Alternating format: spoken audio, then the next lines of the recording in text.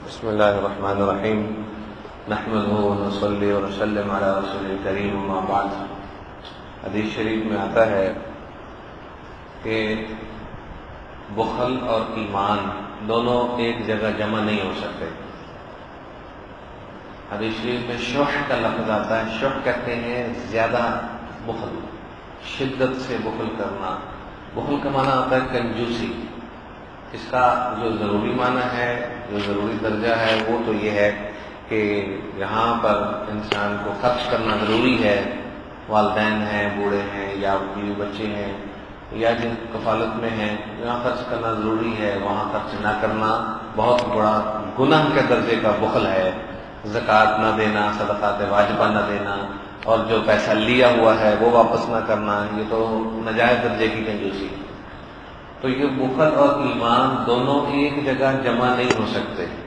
لا یجتمع الشح والایمان فی قلب عبد ابدا، حدیث کے الفاظ ہیں کہ کبھی بھی جمع نہیں ہو سکتے۔ تو آج ہم اپنے اندر ذرا غور کر لیں کہ ہم رمضان کے مہینے میں جو سخاوت کا حکم ہے کہ سخاوت کرنی چاہیے، اور آپ علیہ الصلوۃ والسلام نے اپنے عمل سے سخاوت کو عام فرمایا، اور تیز ہوا سے بھی زیادہ آپ کی سخاوت ہوتی تھی۔ ہم لوگ سمیٹا سمیٹی میں تو لگے ہوتے ہیں، سخاوت کرنا ہم نہیں جانتے، بخل کرنے میں ماہر ہیں، سخاوت نہیں کرنا جانتے۔ یہ سخاوت بہت بڑی عبادت ہے۔ اس میں تو امیر غریب کو بھی دیکھے بغیر گھر سے چیزیں نکالنی چاہیے، پیسے کی صورت میں بھی سخاوت کرنی چاہیے، چیزوں کی صورت میں بھی سخاوت کرنی چاہیے۔ ہم سمیٹنے کے چکروں میں تو لگے رہتے ہیں، بنے رہتے ہیں۔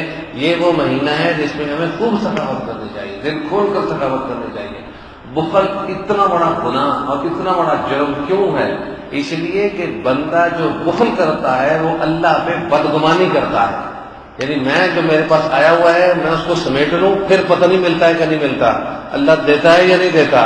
حالانکہ قرآن کریم میں ہے یمحق اللہ الربا ویربی الصدقات، اللہ تعالیٰ سود والی صورت میں جو مال اکٹھا ہوتا ہے اس کو تو مٹاتے ہیں، چاہے دیکھنے میں تھوڑا سا نظر آتا ہے جمع ہوتا ہوا، لیکن اللہ تعالیٰ سود والے مال کو مٹاتے ہیں۔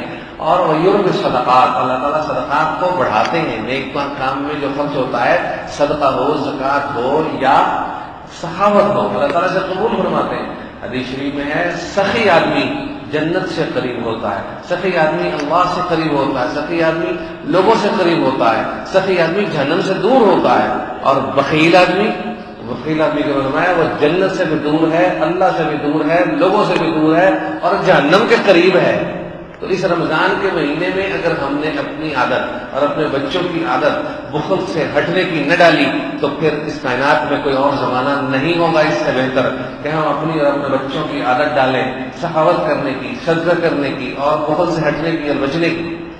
تو اس کا آسان طریقہ یہ ہوتا ہے کہ گھر میں ایک ڈبہ بنا لیا جائے، ایک جگہ متعین کر لی جائے، بچوں کو بھی، بیوی بچوں کو بھی بتایا جائے، بہن بھائیوں کو بتایا جائے کہ اس میں ہم صدقے کے پیسے ڈالتے ہیں یا سخاوت کے پیسے ڈالتے ہیں، کیونکہ ہر وقت بندہ جا کے دے تو نہیں سکتا غریب کو، یا کسی جگہ جہاں بھی دینے ہوں ہر جگہ نہیں دے سکتا، ہر وقت بھی دیے جا سکتے۔ تو جمع کرتے رہے تھوڑے تھوڑے کر کے، وہ پھر ایک ہفتے بعد یا 10 دن بعد یا مہینے بعد وہ پھر کسی جگہ جہاں دینا پسند کرتے ہیں وہاں دے دیے جائیں۔ رکھنا نہیں چاہیے گھروں میں، دیکھیے بوڑھے ہو گئے اور اب چیزیں سمیٹ کے 40 سال پرانی چیزیں سمیٹی ہوئی ہیں درازوں کے اندر، نکالیں باہر، چیزوں کو سمیٹ کے رکھا ہوا ہے۔ کسی نے زمین کی صورت میں جاگیر سنبھالی ہوئی ہے، کسی نے بینکوں کے اندر اکاؤنٹ بھرے ہوئے ہیں، کسی نے کچھ کیا ہوا ہے، کاروبار میں سرکل میں پیسہ چل رہا ہے، لیکن سخاوت کی طرف نہیں آتے، نکالنے کی طرف نہیں آتے، کہیں نہیں آتا ہے۔ یہ سب کچھ ہم نے لے تھوڑی جانا ہے۔ کام وہ چیز آنی ہے جو اللہ کے راستے میں قبول ہو جائے، کام وہی چیز آنی ہے جو سخاوت میں چلی جائے، صدقے میں چلی جائے، زکوٰۃ میں چلی جائے۔ بخل اور کنجوسی سے بچنا چاہیے، یہ اللہ تعالیٰ پر بہت بڑی بدگمانی بنتی ہے، اس لیے یہ ایمان کے ساتھ جمع نہیں ہوتے۔ تو حدیث شریف کا مطلب یہ ہے کہ جو بخل اور کنجوسی کرتا ہے وہ ایمان کی طاقت اور قوت کبھی حاصل نہیں کر سکتا، برائے نام مومن ہے۔ اللہ تعالیٰ جل شانہ ہمیں گناہ کے درجے والے بخل سے محفوظ فرمائے۔